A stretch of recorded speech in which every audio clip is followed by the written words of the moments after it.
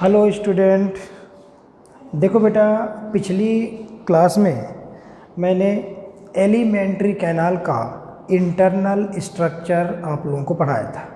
उसमें से एक कॉमन डायग्राम पढ़ा था, बहुत ही इम्पॉर्टेंट था बेटा वो। एक तो कॉमन डायग्राम था, फिर मैंने ईसोफेगस का बताया था, स्टमक का बताया था और स्मॉल इंटेस्टाइन का बताया था। ठीक, तो ये हो गया एलिमेंट्री कैनाल का इंटरनल स्ट्रक्चर। आज अपन लोग पढ़ेंगे एसेसरी डाइजेस्टिव ग्लैंड्स। क्या पढ़ेंगे? एसेसरी डाइजेस्टिव ग्लैंड, मतलब जो ग्लैंड डाइजेशन में हेल्प करेंगी उन्हें क्या बोलेंगे? Accessory digestive glands. ये एक एसेसरी ऑर्गन्स होंगे। ध्यान करो, alimentary canal is the main organ था डाइजेशन का, और एसेसरी डाइजेस्टिव ग्लैंड्स की अगर हम बात करें तो इसमें क्या क्या आएगा बेटा? Salivary gland. क्या क्या आएगी? एक तो आएगी सलाइवरी ग्लैंड, दूसरा अगर हम बात करें तो लिवर, और थर्ड पैंक्रियाज। पैंक्रियाज, इन तीनों को बेटा क्या बोलते हैं? ये तीनों को बोलते हैं एसेसरी डाइजेस्टिव ग्लैंड। इन्हें क्या बोलते हैं? Accessory digestive gland.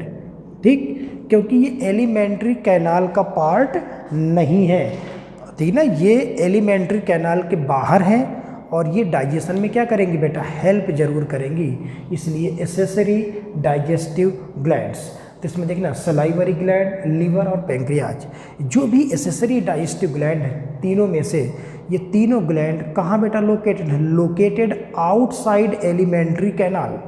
देखो, सलाइवरी ग्लैंड बात करें तो ओरल कैविटी के अगल बगल है, लिवर अलग है, पैंक्रियाज अलग है। तो जितनी ये एसेसरी डाइजेस्टिव ग्लैंड्स हैं, these gland located outside alimentary canal and secrete their secretion inside alimentary canal with the help of duct. किसकी सहायता से? डक्ट की सहायता से अपना सिक्रीशन कहाँ डालेंगी बेटा?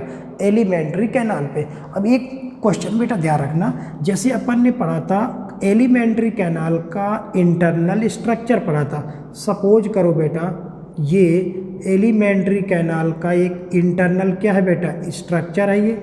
ध्यान करो, wall of alimentary canal is made up of how many layers? मतलब 4 लेयर। एक लेयर ये हो गई, दूसरी लेयर ये हो गई, तीसरी लेयर ये हो गई और चौथी लेयर मैंने अंदर कर दी। सपोज करो तो एलिमेंट्री कैनाल कितने बेटा लेयर से मिलके बनी थी? 4। सपोज करो ये मान लो इंटरनल स्ट्रक्चर आपको दिया जाए एलिमेंट्री कैनाल का, ये तो हमें पता चल गया सीरोसा होगी, ये मस्कुलर लेयर होगी, ये फिर ये सब म्यूकोसा होगी और इनर मोस्ट म्यूकोसा होगी। अब अगर बेटा इसी डायग्राम में सपोज करो, इसी डायग्राम में आपसे क्वेश्चन पूछे, ये तो इंटरनल स्ट्रक्चर है और मान लो ऐसे डायग्राम बन के आ गया, ये एक स्ट्रक्चर है, ये देखो कहाँ खुल रहा है। ये देखो, ये डायग्राम तो एलिमेंट्री कैनाल का इंटरनल स्ट्रक्चर हो गया और ये कोई पार्ट है। सपोज करो ये ए है, ए स्ट्रक्चर आपको क्या दिख रहा है? ये जो ए स्ट्रक्चर है वो एलिमेंट्री कैनाल के बाहर है। कहाँ है? एलिमेंट्री कैनाल के बाहर है, लेकिन डक्ट के थ्रू अपना सिक्रीशन कहाँ डाल रहा है? एलिमेंट्री कैनाल पे। तो ए क्या होगी? ये होंगी एसेसरी डाइजेस्टिव ग्लैंड्स। इस डायग्राम में हम इसे रिप्रेजेंट कर सकते हैं। क्यों? क्योंकि ए जो होगी या तो सलाइवरी ग्लैंड हो सकती है, या लिवर हो सकता है, या पैंक्रियाज। क्यों? क्योंकि ये एलिमेंट्री कैनाल के कहाँ है बेटा? बाहर है और अपना सिक्रीशन थ्रू डक्ट के थ्रू कहाँ डाल रहा? एलिमेंट्री कैनाल पे डाल रहा, ठीक ना। तो ये एसेसरी डाइजेस्टिव ग्लैंड्स अपन को यहाँ पढ़नी है। सबसे पहले बेटा बात करते हैं सलाइवरी ग्लैंड। देखो बेटा, सलाइवरी ग्लैंड में ऑलरेडी आपको पीछे जब मैं ओरल कैविटी के बारे में पढ़ा रहा था तो ऑलरेडी मैं आपको सलाइवरी ग्लैंड के बारे में पीछे पढ़ा चुका हूँ। क्या पढ़ाया था? याद है ना? There are 3 type of salivary glands located around oral cavity. उसमें से एक का नाम था पैरोटेड, एक का नाम था सबमैक्सिलरी, एक का नाम था सबलिंगुअल और उनकी मैंने डक्ट बताई थी और उसके बारे में मैंने पीछे आपको विथ डायग्राम में सारी चीज़ें सलाइवरी ग्लैंड में बता दिया था। यहाँ पर लोग डिटेल से पढ़ेंगे लिवर और पैंक्रियाज। तो ध्यान रखना, एक पॉइंट जरूर याद रखना, एसेसरी डाइजेस्टिव ग्लैंड्स 3 हैं। कहाँ लोकेटेड है? एलिमेंट्री कैनाल के बाहर। अपना सिक्रीशन कहाँ डालती हैं? Inside alimentary canal with the help of duct. ये क्या नाम है बेटा? इसका नाम है with the help of duct. Okay, चलो ये सलाइवरी ग्लैंड, पीछे मैंने सलाइवरी ग्लैंड का डिटेल आपको पढ़ा दिया था। नेक्स्ट बेटा जो डिटेल अपन को पढ़ना है वो किसका पढ़ना है बेटा? लिवर। इसका डिटेल बहुत है, इसका डिटेल बहुत है, काफ़ी कॉम्प्लिकेटेड है, ठीक है ना। बहुत सारी चीज़ें पढ़े थे ना, 3 लेक्चर पढ़ेंगे अपन लोग केवल लिवर पे, ठीक है ना। तो लिवर के लिए जो टर्म आता है ना बेटा, कौन सा टर्म आता है? हिपैटिक। हिपैटिक टर्म किससे रिलेटेड है? Related with liver. मतलब जो भी स्पेलिंग हिपैटिक से शुरू होगी वो किससे रिलेटेड होगी? लिवर से। जैसे गैस्ट्रिक टर्म कहाँ आता था? Stomach, gastric gland, gastric juice, ऐसे हिपैटिक टर्म लिवर से रिलेटेड है। अगर हम बेटा बात करें जो लिवर है, जैसे मान लिया हमारी ये बॉडी है, जैसे मान ली कोई ह्यूमन है, ये बेटा होता है डायाफ्राम। डायाफ्राम के नीचे वाला पार्ट क्या कहलाता? एब्डोमेन। ऊपर वाला पार्ट कहलाता थोरेक्स। तो liver located in abdominal cavity. और किस तरफ बेटा होता है? Right abdominal cavity. कहाँ पर? ये देखो इस तरह से, ये है लिवर। देखो अगर आप एब्डोमेन पे जाओगे तो लेफ्ट साइड मैंने क्या बताया था बेटा? जे लाइक स्ट्रक्चर क्या था? एब्डोमिनल कैविटी के लेफ्ट साइड में जे शेप का स्ट्रक्चर क्या था? स्टमक। और लेफ्ट साइड में था, और राइट साइड में क्या पाया जाता है? Liver. Liver located in right abdominal cavity just below the diaphragm. ठीक, डायाफ्राम के नीचे लिवर लोकेटेड होता है। अब देखना जो ये लिवर है ना, लिवर हमारे शरीर की सबसे बड़ी ग्लैंड है। Liver is the largest gland in human body. Human body की सबसे बड़ी ग्लैंड कौन है बेटा? लिवर। और एक चीज़ याद रखना बेटा, जो लिवर है ना, लिवर में मैक्सिमम रीजेनरेशन पावर पाई जाती है। रीजनरेशन का मतलब क्या होता है? अगर लिवर बहुत सारा लिवर डैमेज हो जाए तो अपने आप रीजनरेट करके पूरा साइज बना लेता। कुल मिला के लिवर में रीजनरेशन की, डिवीजन की पावर बेटा बहुत ज़्यादा होती है। देखो रीजनरेशन वही कर सकता है ना, जैसे मान लिया लिवर जितना भी था 25% लिवर बचा, 75% लिवर मान लिया किसी का डैमेज हो गया, तो 25% लिवर दोबारा डिवाइड कर करके पूरा 100% बन सकता है। मतलब जिसमें बहुत ज़्यादा डिवीजन की पावर हो वो दोबारा अपना साइज ऑक्युपाइड कर सकता है, मतलब रीजनरेशन की पावर पाई जाती है। तो हमारे शरीर में लीवर एक ऐसा ऑर्गन्स है जिसमें रीजनरेशन की सबसे ज़्यादा पावर पाई जाती है। तो क्वेश्चन ये बनता है कि मैक्सिमम रीजनरेशन तो लीवर में पाई जाती है, तो सबसे कम रीजनरेशन कहाँ होती है? Minimum regeneration present in nervous tissue. किसमें बेटा? नर्वस टिश्यू, जिसे हम या न्यूरॉन या नर्वस टिश्यू में सबसे कम रीजनरेशन पावर पाई जाती है। अगर बेटा कोई हमारी नर्व कट जाए दोबारा जुड़ती नहीं है क्योंकि वो डिवाइड नहीं करती। तो किस टिश्यू में रीजनरेशन की पावर सबसे कम है? Nervous tissue. कौन सा बॉडी ऑर्गन है जिसमें रीजनरेशन पावर सबसे ज़्यादा है? लिवर। और liver is the largest gland in human body. अब देखना लिवर की मैंने आपको पोजीशन दिखा दी कि लिवर कहाँ है। Liver located in right abdominal cavity just below the diaphragm. अब देखना जो लिवर होता है, सपोज करो बेटा ये ह्यूमन लिवर है, कुछ इस तरह का डायग्राम होता है लिवर का, ये है ह्यूमन लिवर। अब ह्यूमन लिवर को मेन टू लोब में डिवाइड किया जाता है। देखो यहाँ पर ही मैंने 2 लोब दिखाए थे, मतलब जैसे मैं खड़ा हूँ तो यहाँ से लेके यहाँ तक लीवर है, ये लीवर है यहाँ पे, तो लीवर डिवाइड इनटू 2 लोब। जो राइट साइड है इस तरफ वाला, एक लोब कहलाता है बेटा, ये कहलाता है ये वाला राइट लोब। क्या कहलाता है? राइट लोब, जो कि बड़ा होता है, और ये कहलाता है लेफ्ट लोब। तो देखना लीवर कितने लोब में डिवाइड है? 2 लोब में डिवाइड है। राइट लोब जो कि बड़ा होता है, लेफ्ट लोब जो कि छोटा होता है। 2 अलग अलग लोब होते हैं। तो बताओ बेटा, जब ये दोनों लोब अलग अलग हैं तो ये दोनों लोब आपस में क्या होते हैं बेटा? Inter connected. इन 2 लोब्स को आपस में एक फाइबर के द्वारा इंटर कनेक्ट होते हैं। देखो, एक राइट लोब है, एक लेफ्ट लोब है, ये बड़ा है, ये छोटा है। Both lobes are interconnected with the help of falciform ligament. किसके द्वारा बेटा? With the help of falciform ligament. और लिगामेंट मैं पढ़ा चुका हूँ, किससे मिलके बनता है बेटा? फाइबर्स। तो कुल मिला के लीवर में बेटा, human liver divide into how many lobes? It divide into कितने लोब बेटा? 2 लोब में डिवाइड किया गया। राइट लोब जो कि बड़ा है, लेफ्ट लोब जो कि छोटा है। Both lobe of liver is interconnected with the help of falciform ligament. ठीक, इतना तो एनसीईआरटी में लिखा गया। और अगर हम बात करें, जो राइट लोब बेटा काफ़ी बड़ा होता है। राइट लोब को फर्दर 3 छोटे छोटे लोब में डिवाइड किया जाता है। देखो, 1 2 3, मतलब राइट लोब तो है ही है। राइट लोब को फर्दर 3 लोब्स में डिवाइड किया गया है। एक होता है क्वाड्रेट लोब,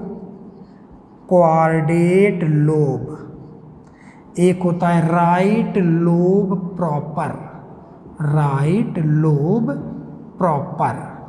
और एक होता है काउडेट लोब। तो देखो, ये तो नहीं इंपॉर्टेंट है, लेकिन फिर मैंने देखो लीवर को कितने लोब में बांटा गया? Main 2, right left.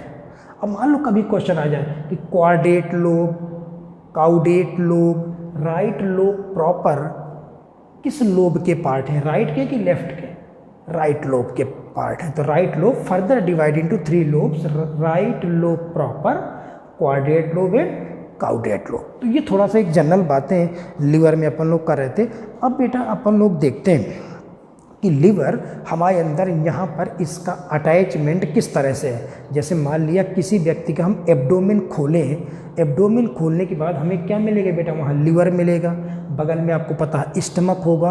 तो ये सारा अरेंजमेंट किस तरह का होता है, पहले एक रफली डायग्राम देखते हैं, फिर लीवर का क्या पढ़ेंगे बेटा? इंटरनल स्ट्रक्चर पढ़ेंगे। ठीक, तो यहाँ तक थोड़ा जनरल चीज़ें थी। अब मैं आपको लीवर का एक पूरा अरेंजमेंट दिखाता हूँ कि एक किसी व्यक्ति के अंदर जो लीवर का अरेंजमेंट है वो किस तरह से अरेंजमेंट होगा।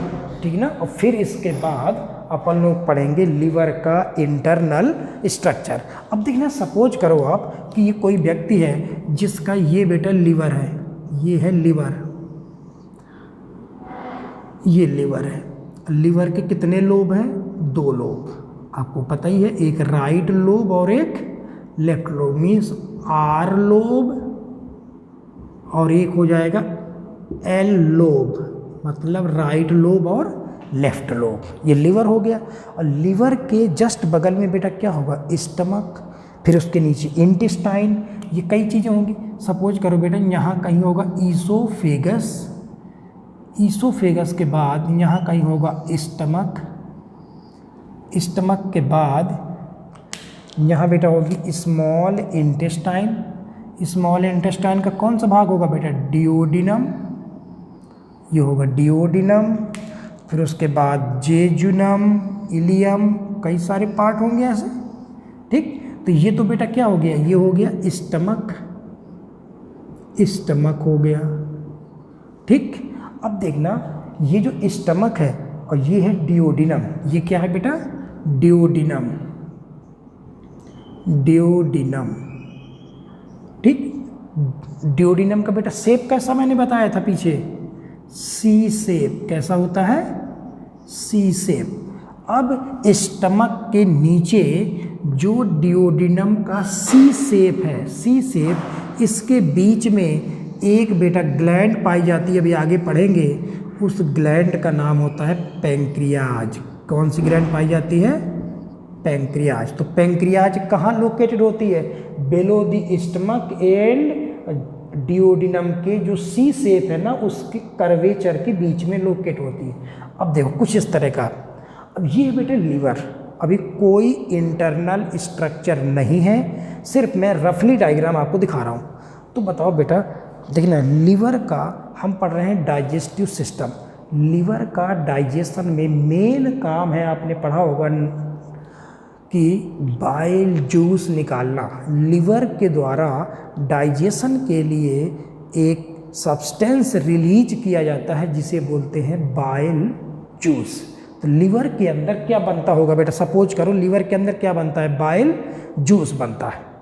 अब लिवर के तो बेटा कितने लोब हैं? 2 लोब है ना। लिवर के तो 2 लोब हैं। एक राइट लोब भी बाइल जूस बनाता होगा, लेफ्ट लोब भी बाइल जूस बनाता होगा। ठीक, तो ये तो हो गया लिवर। लिवर का काम क्या होगा? बाइल जूस बनाना। और कैसे बनता होगा वो तो लिवर के इंटरनल स्ट्रक्चर में चलेंगे तब पता चलेगा। अभी तो हम बाहर से देख रहे हैं, हमें इतना पता है कि लिवर में बाइल जूस बनता होगा। अब देखो बेटा, लिवर के नीचे एक थैली के आकार की एक स्ट्रक्चर लटका होता है जिसे बोलते हैं गॉल ब्लैडर। राइट लोब से, लिवर के राइट लोब से एक थैली के आकार की संरचना अटैच्ड होती है। एक थैली लाइक स्ट्रक्चर एक अटैच होता है जिसे बेटा बोलते हैं गॉल ब्लैडर। क्या बोलते हैं? Gall bladder. तो गॉल ब्लैडर बेटा किससे अटैच होता है? लिवर से अटैच है। लिवर के किस लोब से अटैच है? राइट लोब से अटैच है। और गॉल ब्लैडर के लिए जो हम टर्म यूज करते हैं वो टर्म यूज करते हैं सिस्टिक टर्म। कौन सा टर्म बेटा? सिस्टिक टर्म किससे रिलेटेड है? Gall bladder. कोई भी स्पेलिंग अगर सिस्टिक से स्टार्ट होगी वो गॉल ब्लैडर से रिलेटेड होगी, अगर हिपैटिक से स्टार्ट होगी तो लिवर से रिलेटेड होगी। अब देखो आप, अब सपोज करो राइट लोब और लेफ्ट लोब, लिवर क्या बनाएगा बेटा? बाइल जूस बनेगा। सपोज करो यहाँ और यहाँ बनेगा। बनने के बाद ये जूस लिवर से बाहर भी तो आएगा। जो स्ट्रक्चर बाइल जूस को लिवर से बाहर लाएगा, देखो राइट लोब से कोई ना कोई एक डक्ट आएगी लेके, और लेफ्ट लोब से कोई ना कोई एक डक्ट आएगी लेके। ये देखो यहाँ से बेटा क्या आएगा? बाइल जूस, राइट लोब वाला बाइल जूस, और यहाँ से आएगा लेफ्ट लोब वाला बाइल जूस। तो बताओ, जो डक्ट राइट लोब से निकली इसका नाम क्या होगा बेटा? राइट, आर मतलब right, right hepatic, right hepatic duct. देखो मैंने क्या कहा था? हिपैटिक टर्म किससे आएगा? लिवर। देखो राइट हिपैटिक डक्ट मतलब राइट लोब से जो डक्ट निकली उसका नाम है राइट हिपैटिक, और ये लेफ्ट से निकली है बेटा तो इसका नाम क्या हो जाएगा? Left hepatic, left hepatic duct. Okay, तो देखो यहाँ जो बाइल जूस बनेगा ये लेके आएगा, यहाँ बाइल जूस बनेगा ये लेके आएगा, फिर आगे आकर के ये दोनों ज्वाइंट हो गई। ज्वाइंट किससे हो गई बेटा? ये आगे ज्वाइंट होकर के सिस्टिक डक्ट से आकर के जुड़ गई। किससे जुड़ गई? ये देखो गॉल ब्लैडर की डक्ट से जुड़ गई। अब देखो ये तो थैली का नाम क्या है बेटा?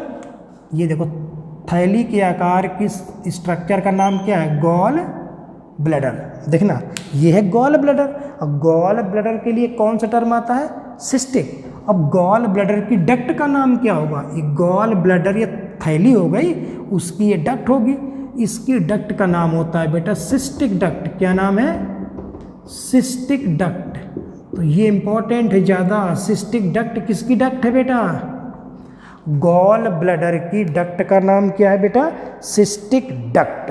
तो देखो गॉल ब्लैडर किससे अटैच्ड है बेटा? लिवर से मैंने अटैच कर दी, ठीक है ना।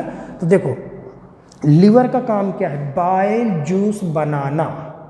यहाँ बनेगा, यहाँ बनेगा, यहाँ से निकल के आएगा, तो बताओ राइट हिपैटिक और लेफ्ट हिपैटिक दोनों जुड़ेंगी, दोनों जुड़ गई तो इसका नाम हम क्या दे सकते, कॉमन, दोनों मिल गई ना तो क्या नाम हो जाएगा, common hepatic, common hepatic duct. तो कुल मिला के हिपैटिक डक्ट भी कुछ बुक में लिखा होगा, ये कॉमन हिपैटिक, कुल मिला के जो लीवर से आई उसका नाम है हिपैटिक डक्ट। राइट से आई तो राइट हिपैटिक, लेफ्ट से आई तो लेफ्ट हिपैटिक। अब ये कॉमन जो हिपैटिक डक्ट है ये किससे जुड़ गई बेटा, गॉल ब्लैडर की सिस्टिक डक्ट से जुड़ गई। ओके, और जुड़ने के बाद फिर यहाँ से एक नई डक्ट ओरिजिनेट होती है, ये नई डक्ट ओरिजिनेट हुई, और ये जो पैंक्रियाज है, पैंक्रियाज से भी कोई ना कोई डक्ट निकलेगी। ये देखो पैंक्रियाज से डक्ट निकली तो ये पैंक्रियाज वाली डक्ट हो गई। अब देख रहे हैं यहाँ तक, पहले देखो लीवर से जो डक्ट आई और गॉल ब्लैडर की डक्ट दोनों जुड़ करके ये डक्ट बनी, ये वाली, इसका नाम है कॉमन, कॉमन बाइल डक्ट। ये भी नाम इंपॉर्टेंट है, कॉमन बाइल डक्ट, या इसी का नाम होता है डक्टस, डक्टस कोलिडोकस। क्या नाम है, डक्टस कोलिडोकस। देखो क्लियर कट देखना, बाइल जूस कहाँ बना, लिवर में, बनने के बाद यहाँ से और यहाँ से बाहर आया, बाहर आने के बाद बाइल जूस कहाँ स्टोर होता है, गॉल ब्लैडर। तो क्वेश्चन आता है गॉल ब्लैडर का काम क्या है, गॉल ब्लैडर का काम है storage, storage of bile juice. एक तो काम है बाइल जूस को स्टोर करना, बन बन के यहाँ भर जाता है। पहला, स्टोर करने के बाद कंसंट्रेट बाइल जूस। अब कहोगे ये क्या मतलब है, कंसंट्रेट बाइल जूस। देखो हम खाना खाएंगे, स्टमक में आएगा, डाइजेशन होगा, स्मॉल इंटेस्टाइन में डाइजेशन होगा, ठीक है, और डाइजेशन के लिए बेटा प्रोटीन, फैट, कार्बोहाइड्रेट, हर चीज़ का डाइजेशन होता है। बाइल जो लीवर है, लीवर से कौन सा जूस निकलेगा, बाइल जूस। और बाइल जूस का केवल और केवल काम है फैट का डाइजेशन कराना। बाइल जूस किसके डाइजेशन में हेल्प करेगा बेटा, अभी आगे पढ़ेंगे, किसके डाइजेशन में हेल्प करेगा, फैट के डाइजेशन में हेल्प करेगा। और उस प्रोसेस को बेटा बोलते हैं इमल्सिफिकेशन। मतलब बाइल जूस जब फैट का डाइजेशन कराता है तो उस प्रोसेस का बेटा नाम होता है, भी आगे पढ़ाऊंगा, इमल्सिफिकेशन। तो इमल्सिफिकेशन क्या है बेटा, फैट के डाइजेशन की एक प्रोसेस है जो बाइल जूस कराता है। तो बताओ बाइल जूस कहाँ बना बेटा, लिवर में, स्टोर कहाँ हुआ, गॉल ब्लैडर में। तो गॉल ब्लैडर का काम क्या हुआ, बाइल जूस को बनाना कि स्टोर करना, बाइल जूस को स्टोर करना प्लस कंसंट्रेट करना। तो कंसंट्रेट का मतलब क्या हुआ, देखो स्टोर कर लेगा, कंसंट्रेट मतलब उसे गाढ़ा कर देना। मतलब ऐसे सोचो, जो बाइल जूस लीवर में बनता है उसमें पानी ज़्यादा होता होगा, फिर गॉल ब्लैडर में भर गया, गॉल ब्लैडर ने पानी को एब्जॉर्ब कर लिया, उसे उसने ज़्यादा गाढ़ा कर दिया। क्योंकि कंसंट्रेट बाइल जूस जब हो गया, फिर यहाँ से ये कंसंट्रेटेड बाइल जूस ऐसे आके इंटेस्टाइन में गिरेगा। क्यों, क्योंकि बाइल जूस का काम क्या है, फैट का डाइजेशन कराना, ठीक है, लेकिन कंसंट्रेटेड बाइल जूस ही फैट का डाइजेशन कराता है। देखो लो, किसी व्यक्ति की गॉल ब्लैडर काट के अलग कर दो, गॉल ब्लैडर हटा दो आप, तो क्या होगा, बाइल जूस बनेगा कि नहीं बनेगा, बाइल जूस तो बनेगा, बनता तो यहाँ है ना, लेकिन क्या नहीं हो पाएगा, गॉल ब्लैडर है नहीं तो स्टोर नहीं होगा, कंसंट्रेट नहीं होगा, और जितना बनेगा सीधे इंटेस्टाइन में इस रास्ते से यहाँ पे आएगा। और बिना कंसंट्रेटेड बाइल जूस अगर आएगा तो वो फैट का इमल्सिफिकेशन नहीं कराएगा। देखो तो गॉल ब्लैडर का काम क्या है? बाइल जूस को स्टोर करना, बाइल जूस को कंसंट्रेट करना, ठीक। क्यों? क्योंकि कंसंट्रेटेड बाइल जूस ही फैट का डाइजेशन करा सकता है। यदि किसी व्यक्ति की गॉल ब्लैडर को निकाल दिया जाए तो उस व्यक्ति में किसका डाइजेशन इफेक्टेड होगा? बताओ बेटा, प्रोटीन का या फैट का या कार्बोहाइड्रेट का या तीनों का? अगर गॉल ब्लैडर आप हटाओगे तो केवल और केवल फैट का डाइजेशन इफेक्टेड होगा। अब कई बार बेटा गॉल ब्लैडर में स्टोन हो जाता है, पथरी जिसे आप बोलते हो, तो गॉल ब्लैडर में स्टोन हो जाता है तो उसे बोलते हैं कोलीसिस्टिक लिथिएसिस। अगर मेडिकल टर्म है, अगर गॉल ब्लैडर में स्टोन हो जाए, पथरी हो जाए, तो उसे बोलते हैं कोलीसिस्टिक लिथिएसिस। और उस केस में हम गॉल ब्लैडर को काट के ही हटा देते हैं। और गॉल ब्लैडर को काट के अलग करना बोलते हैं कोलीसिस्टिकटोमी कहा जाता है। क्या बोलते हैं? कोलीसिस्टिकटोमी, गॉल ब्लैडर को काट के अलग कर देना। अब मान लिया कुछ जिस व्यक्ति की गॉल ब्लैडर काट के हमने अलग कर दी, तो फिर कहोगे सर उसके अंदर फैट का डाइजेशन तो नहीं होगा। ठीक है, नहीं होने दो। बस ऐसे व्यक्तियों को ये सलाह दी जाती है कि वो ज़्यादा घी ना खाएं या ज़्यादा ऑयली चीज़ें, मतलब फैट वाली चीज़ें ज़्यादा ना लें, मतलब उनके अंदर प्रॉपर फैट का डाइजेशन नहीं होता। ना हो तो फैट का, कार्बोहाइड्रेट तो हो रहा है, प्रोटीन तो हो रहा है, तो हम कार्बोहाइड्रेट को लेकर के फैट बॉडी वापस बना लेगी, कोई दिक्कत नहीं है, ठीक है ना। तो अगर किसी की गॉल ब्लैडर हटा दी गई है तो उसके अंदर फैट का डाइजेशन नहीं होता है। ठीक, इतनी बात समझ गए। यहाँ बना बाइल जूस, इस रास्ते से आया। जब कॉमन हिपैटिक डक्ट और सिस्टिक डक्ट दोनों जुड़ी तो नई डक्ट बनी कॉमन बाइल डक्ट। ये जो मैं बेटा बॉक्स के अंदर लिख रहा हूँ ये नाम ज़्यादा इंपॉर्टेंट है। एक सिस्टिक डक्ट लिखी, कॉमन बाइल डक्ट या डक्टस कोलिडोकस। तो देखो पहले बाइल जूस यहाँ बनता है, बनने के बाद स्टोर होता है, फिर वापस इस रास्ते से आएगा। अब इस रास्ते से आएगा तो ये पेंक्रियाज है, पेंक्रियाज के अंदर बेटा क्या बनता है? Pancreatic juice. तो ये कौन सी डक्ट होगी बेटा? ये वाली डक्ट कौन सी होगी? सोई मैं यहाँ पे लिख रहा हूँ, ये वहाँ दिख नहीं रहा होगा, यहाँ पे ये कौन सी डक्ट होगी जो पेंक्रियाज से निकली? Pancreatic duct. पेंक्रियाज से कौन सी डक्ट बेटा निकली? Pancreatic duct. ओके, अब पेंक्रियाटिक डक्ट में कौन सा जूस होगा? पेंक्रियाटिक जूस होगा, जो होगा अभी आगे देखेंगे। और इसी में बेटा कौन ओपन हो गई आकर के? यहीं पे ओपन हो गई कॉमन बाइल डक्ट हो गई, यहाँ पर खुल गई कॉमन बाइल डक्ट। ये देखो, और देखो अकेली पहले जा रही थी पेंक्रियाटिक डक्ट, पेंक्रियाटिक जूस था यहाँ, एक और डक्ट मिल गई कॉमन बाइल डक्ट। तो दोनों जब मिली तो एक नई डक्ट बनी आगे चल के। ये देखो नई डक्ट बनी, आगे नई डक्ट बन गई। देखो ये कॉमन बाइल डक्ट, ये है पेंक्रियाटिक डक्ट। जब दोनों जुड़ गई तो एक नई डक्ट बनी जिसका नाम होगा, देखो एक लीवर वाली डक्ट है, एक पेंक्रियाज वाली डक्ट हो गई। दो मिल गई ना, लीवर वाली और पेंक्रियाज वाली, तो इसका नाम हो जाएगा हिपैटो। हिपैटो माने लीवर वाली, और पेंक्रियाज वाली कौन? Hepato pancreatic. Hepato pancreatic duct क्या नाम हो गया बेटा? ये भी बॉक्स के अंदर लिख रहा हूँ, ये भी इंपॉर्टेंट है, हिपैटो पेंक्रियाटिक डक्ट। अब देखो देखो बाइल जूस बना, कहाँ गया? गॉल ब्लैडर में स्टोर हुआ, कंसंट्रेट हुआ, फिर वापस आया कॉमन बाइल डक्ट में आया। कॉमन बाइल डक्ट कहाँ खुली बेटा? पेंक्रियाटिक डक्ट में खुली।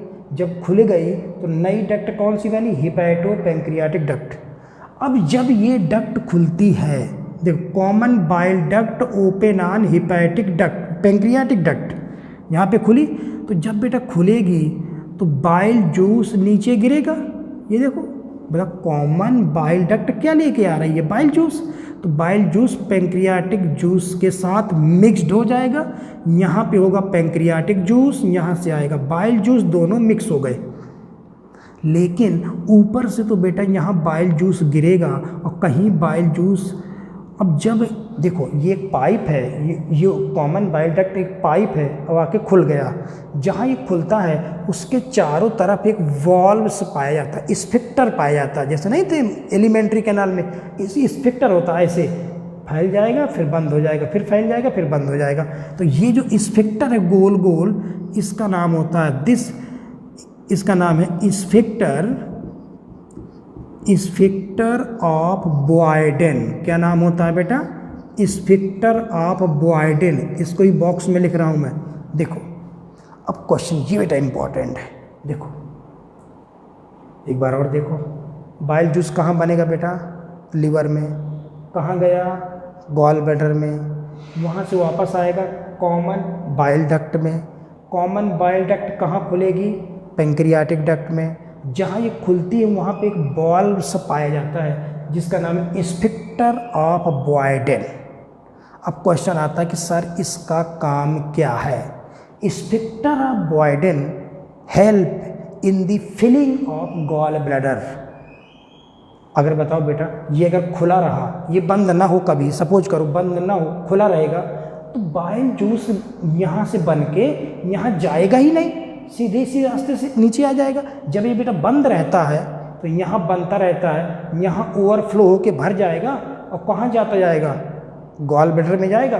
और जितनी हमें ज़रूरत होती है उतनी बॉडी हमारी गॉल ब्लैडर को, बेटा हम कई हार्मोन्स आगे पढ़ाऊंगा, वो हार्मोन आते वो गॉल ब्लैडर को दबाएंगे। जब दबाएंगे तो प्रेशर यहाँ जनरेट होगा, ये खुल जाएगा और ये निकल के यहाँ आ जाएगा। फिर जब बंद हो जाएगा फिर प्रेशर के कारण फिर वहाँ भरना शुरू हो जाएगा। तो कुल मिला के स्फिक्टर ऑफ बॉयडेन का काम क्या हुआ?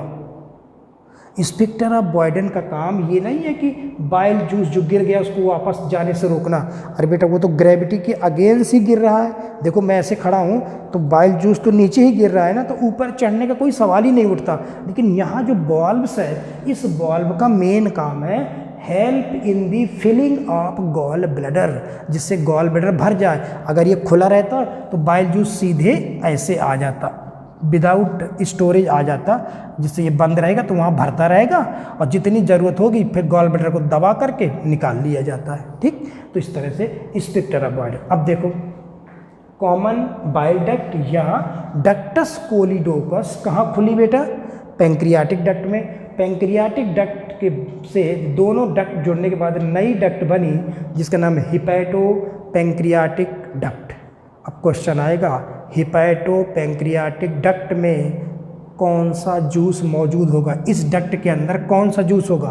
पैंक्रियाटिक जूस होगा या बाइल जूस होगा या दोनों होंगे?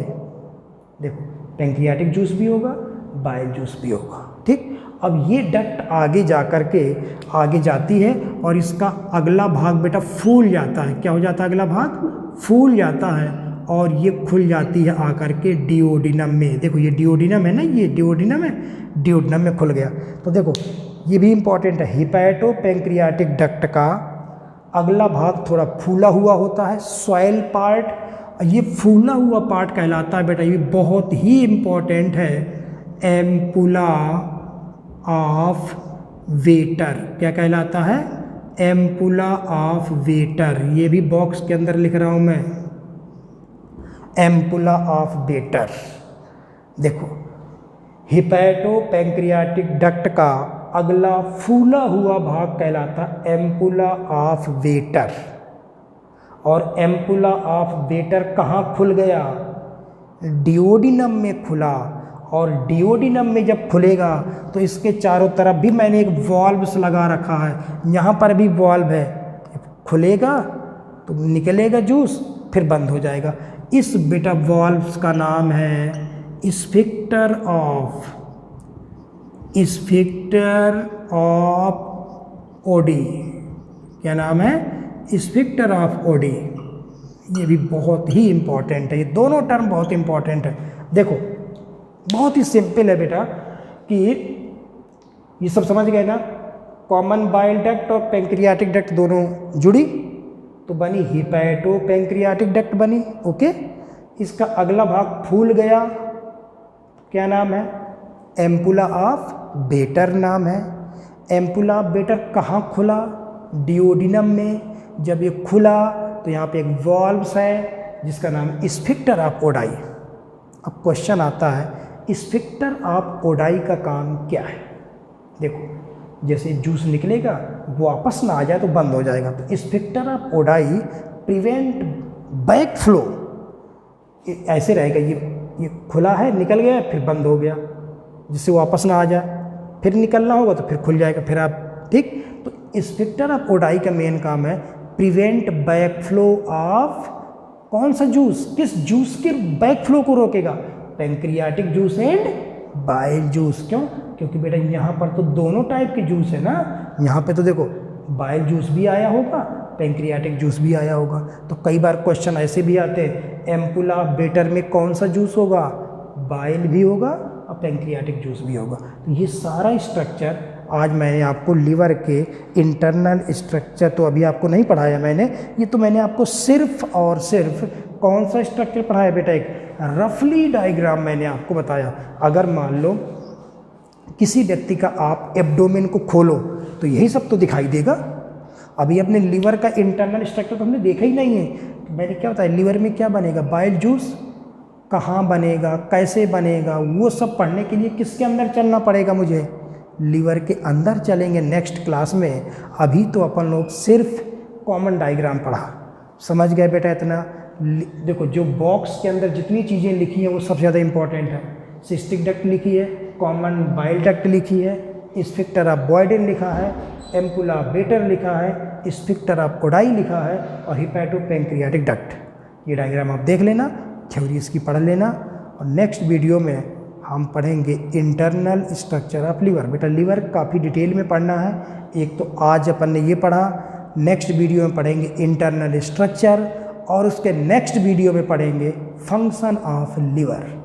ठीक, तो इस तरह से नेक्स्ट वीडियो में अपन लोग फिर बातें करेंगे आगे लीवर के इंटरनल स्ट्रक्चर के। Okay, thank you.